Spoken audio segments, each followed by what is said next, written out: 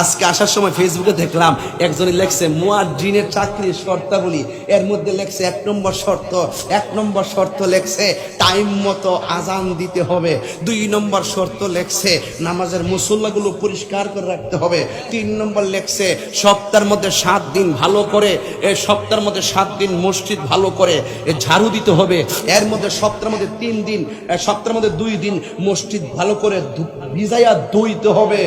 আমি শর্তটা পইরা মনে মনে ভাবছিলাম এই মসজিদের কমিটিটা যে কেডা।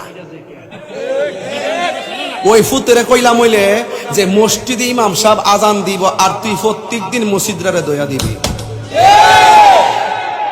বাটফারের গোষ্ঠী ইমাম সাহেবের 4000 টাকার বেতন দেয় না, 50,000 টাকার কাজের লিস্টি দেস, নাফরমানের গোষ্ঠী। তো গজবাইতো না তো কি চাইবো? গজবাইতো না কি আইব? আরে বেটা তুই যদি জানতি একটা মুয়াজ্জিনের সম্মান কত, মুয়াজ্জিনের ভাইয়ের স্যান্ডেল গুলো তোমার জিহ্বা দিয়ে পরিষ্কার করে দিতে, কথা বলেন ঠিক না?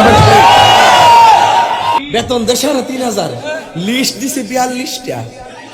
আরে 42টা জুতাটা ফিটাতে পারতো বেটা। যেই বেটা মুয়াজ্জিনগিরি করে 3500 বেতন ভা, হে যদি কালকে থেকে সিনজি সালাম মাসে 20,000 টাকা রুজি করতে পারবে।